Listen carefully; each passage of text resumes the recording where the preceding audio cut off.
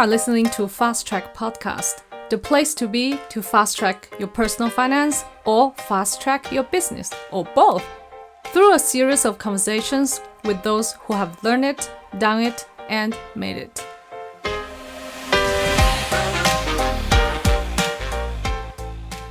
Melody Johnson is the owner and founder of The Course Consultant and The Course Consultant Show. She helps small business owners scale with online courses and programs without overthinking or spending months planning. She has a master's degree in instructional design and is absolutely obsessed with Thai tea and dark chocolate. Melody is such a lovely person. In this interview, I asked her about how to effectively market your online courses and what are the mistakes people should avoid and how everyone can start online courses. Let's hear about this interview. Welcome to Fast Track Podcast, Melody. Thank you so much for having me. I'm so glad to have here, and you are the very first person who is an online course coach, and you have all the experiences, and you are the only guest so far has the expertise in this domain, and I'm so eager to hear more from you.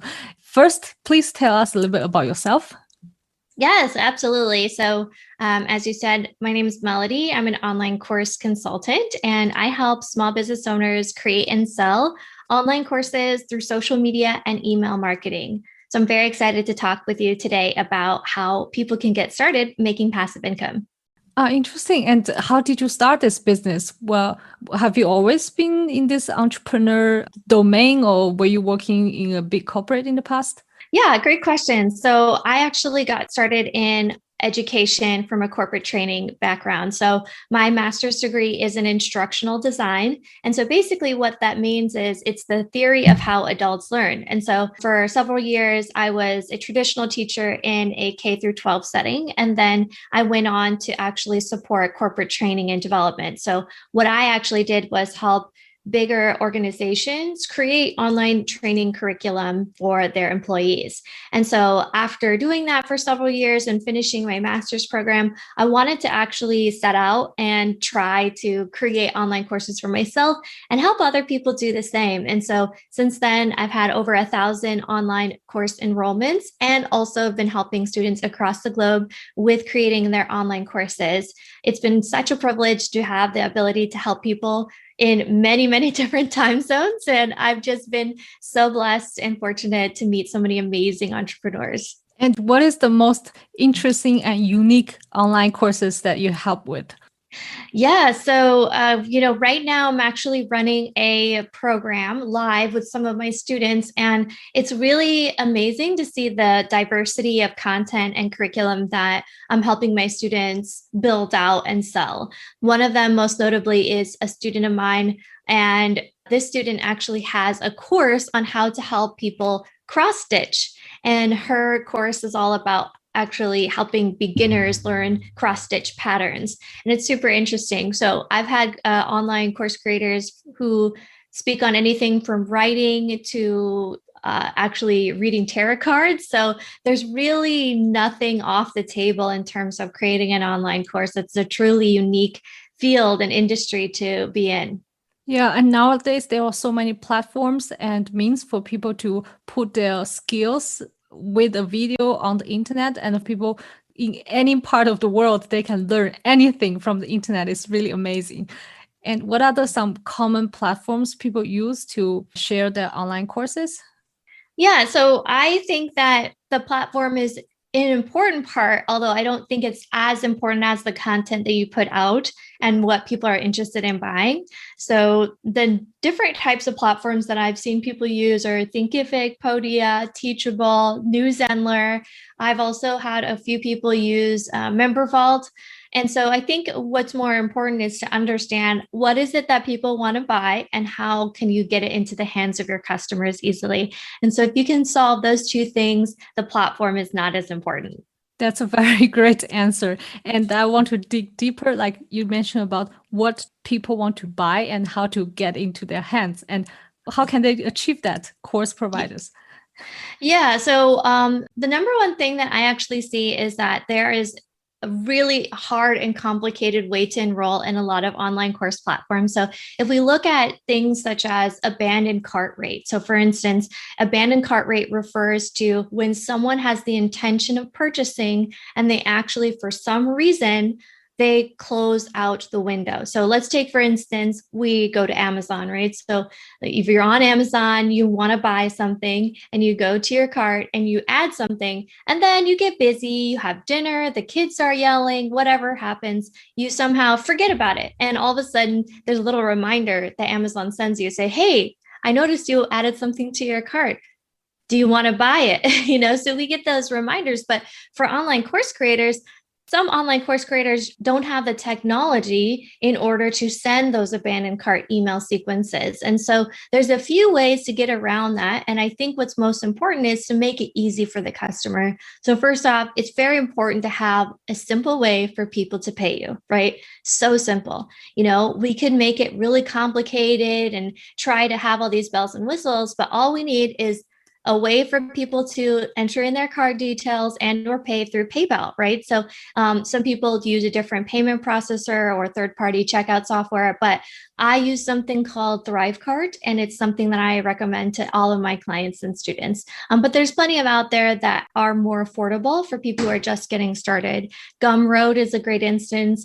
There's also something that is out there, and the name is eluding me. So basically what you want is something that provides you the ability to connect up and automatically enroll your student. And secondly, the other thing is to easily pay you with some sort of payment option available. So that's the most important thing. I could imagine one of the other biggest challenge for many online course creators. They are not marketers. They have no idea how to promote their course, how to be found. So what are some of the tips you would give it to them? Yeah, so great question. So number one thing is you got to have an email list, right? You so need an email list. And so the first thing that I recommend to my students is to actually build an audience of hot buyers before you're ready to launch. And if that's something that you struggle with, the first thing that I recommend to do is actually create a strategic list building opt-in. This could be anything from a free PDF, a checklist, a free training. It doesn't matter as long as it's on the subject of what your ideal customer is looking to understand, right? So once you are able to provide that, you start going to build a list of people who are interested. Now, I know some people advocate for a wait list, right? So people who are interested in the program you're building, you might have a couple of people opt in. I don't know if that's always been the best for me. Actually, what I do is just build people up who's interested in the topic. And then once I'm ready, I go ahead and launch, right? So have that list building opt-in before you launch. And then the second thing is create a content marketing structure based off of the offer. So for instance, if you have an online course and it's 6 modules long, look at each of the modules and create specific videos with the intention of sharing a how-to video, a engagement video, or some sort of content that's going to help people see why your solution works and how it can help them achieve their goals. And so what we're doing is we're not becoming obsessed with our course. We're not becoming obsessed with how wonderful it is, even though it is truly great. We're becoming obsessed with our customer. And if we become obsessed with our customers will want to pay us so that we can help them succeed in whatever we're trying to help them with. Right. That's a really great answer. Thank you so much. And many people might ask you, hey, Melody, I'm not a videographer. I don't know how to edit. And then my video looks not professional. Would that be a problem? Yeah, so I think that's a good point. So no, I don't think it's a problem. Actually, there's 2 things that I would recommend. Leverage the power of video, whether it's something as simple as going live on your camera. So identify where your customer is located. So maybe they're frequently on Facebook groups. So get on a Facebook Live. You don't have to have fancy software. I do say it would be helpful to have a good microphone if you're going to do a Facebook Live, but you don't have to start that way. Do 1 or 2 videos, a how-to video, and also another video that's going to share a live Q&A session. Maybe it's on a topic that's trending right now in your industry. And then the second thing is, if you're wondering, hey, maybe my customers are on Instagram, go on an Instagram Live, right? So set aside a time, 1 to 2 times a month, go on video and share your specific solution. And this is basically what it is. It's teaching people about your specific knowledge and getting people interested so that once you are ready to launch and or once you're ready to relaunch your program and market it, you'll have the opportunity because you have all that engagement, right? So a lot of people think it's all about Facebook ads and, doing all these marketing platforms and paid advertisements, when the reality is you can actually sell to people before you even invest in ads. And in fact, that's what I recommend. So it doesn't matter if you have fancy software. The point is get in front of your audience, start teaching and engaging with them, and then your customers will come. Yeah, you talk about all the best practices, and I would ask you now, what are the common mistakes people are making? Yeah. So common mistakes I see is that, people will start off and spend too long creating their online course, right? So they're really perfectionists. I work with a lot of perfectionists. I'm a recovering perfectionist. And so what I see often is the case is that people will spend months planning, creating the perfect course. They'll hire a lot of different people out there to actually get into their online course. But the truth is, it doesn't matter how perfect it is. And the reality is that it's actually much better to sell a course that's in its infant stages and its minimum viable product. So, first off, get your course out there. It doesn't have to be perfect. Start selling low and then increase the price. The second thing that I find that most people aren't aware of is how much marketing it takes after you actually hit publish. Because the truth is, you have to go out there and you have to find new customers, right? So you have to be in front of your audience and you have to have a content marketing plan. So whether that's blog posts, actual podcasts, it could be YouTube videos, it doesn't matter as long as you have some core content out there so that you're delivering value. And then the number 3 thing that I often find is that they're not sending enough emails. So for instance, you might think, okay, well, I'm going to send one email to my list and they're going to buy. That's not going to be the case. People are super busy. They might have been interested in it, but you didn't go enough in actually telling people why. Why is this going to solve their problem? Why is this the best solution? And why is yours different from others out there in the industry? So do everyone a favor and send out emails. Tell people about your product. Don't be shy about it. Go out there and promote it and do it in a way so it's not feeling like salesy or sleazy. You want to do it in a way to position it as a product that solves a solution. Solving the solution is the number one thing that people need in order to determine if your product is going to help them and for them to purchase. Right. And what if someone's starting out as a first-timer online course provider and then they have no email list? I would say it must be very difficult. What would you advise would be the first basic steps, 1, 2, 3? Yeah. So 2 things really quick. Go and start creating that email list, right? So we talked about the list building strategic opt-in. I think you should ideally have at least 100 people on your email list before you start selling anything. And I say that because 100 people on your list doesn't mean 100 course sales. It means that a very small portion, statistics are saying that less than 1% convert on an email list. I think that it depends really on how engaged you are with your email list. And it's really not about that. What it's about is creating that connection and selling those folks who are interested.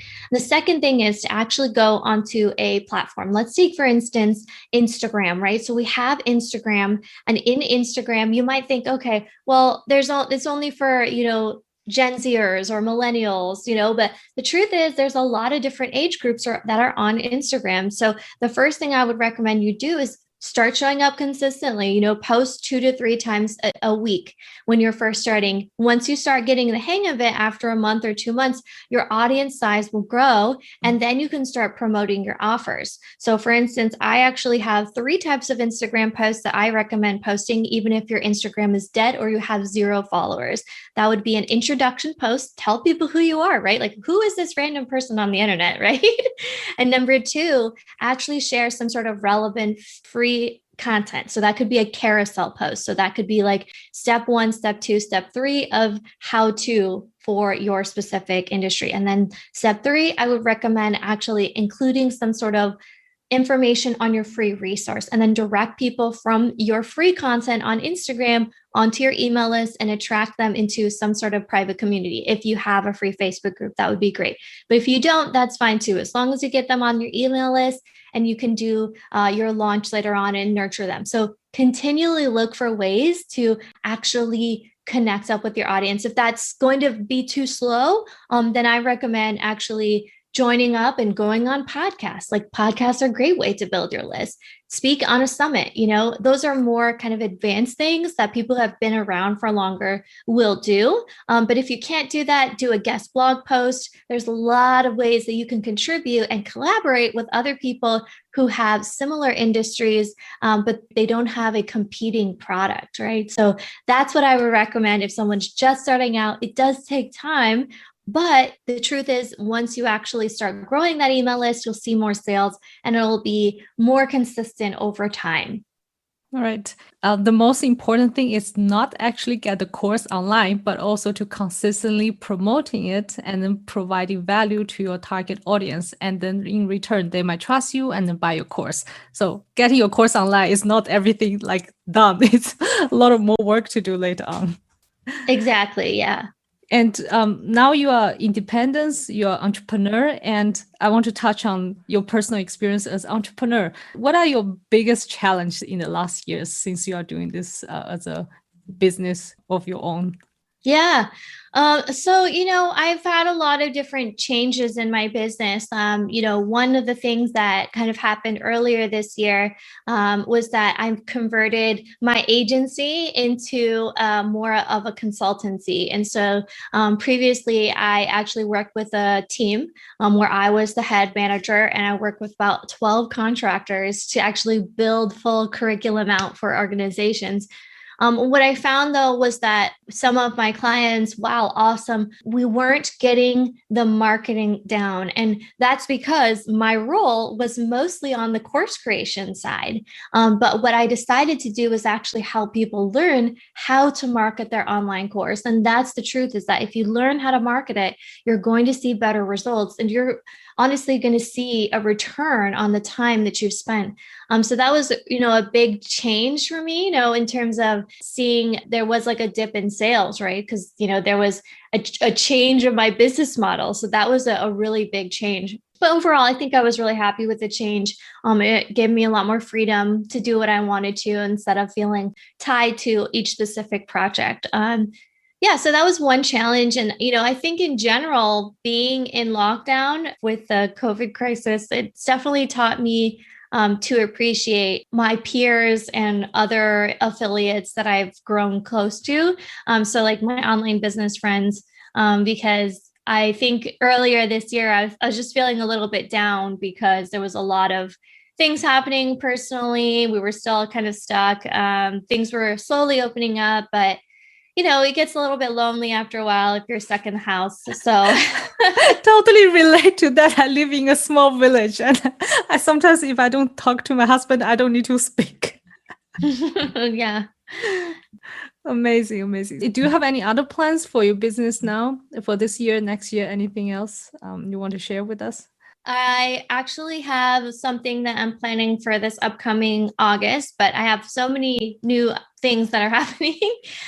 This upcoming month, at the time of this recording, August is coming up, 2021, and I am actually planning a live summer boot camp for about 19 days of content, free content that I'm sharing with people how to grow their email list, grow their online presence for Instagram and Facebook, and harness it to launch to online course sales. And I'll be talking all about how to grow your email list, how to revive your Instagram, how to start going live on Facebook, and actually share how people can learn to make more money online with courses. So that's coming up in August. Got lots of other events happening end of the year, a couple bundles I'm participating in, a couple summits. So very busy time, but lots of exciting things happening. So keep in touch, I guess. Check out all the stuff I have.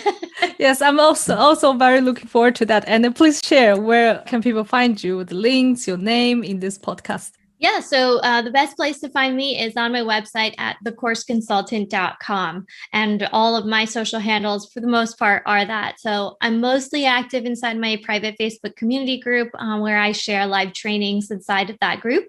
And I also have a YouTube channel. So as long as you go on my website, thecourseconsultant.com, you'll find everything you need there. Great. Okay, I'll make sure that I put everything in the show notes. And for the audience, if you're interested in creating some side hustles, creating online courses, and learn how to sell, please check out Melody, the course consultant. Yeah, that's right. Okay, thank you so much for being here. Thank you. I hope you enjoyed this episode of Fast Track Podcast. Show me your support by liking this episode and sharing it with your friends. Join the Facebook group at Fast Track Podcast 1, or you can find us on Instagram, YouTube, and of course the homepage fasttrack.life. See you in the next episode.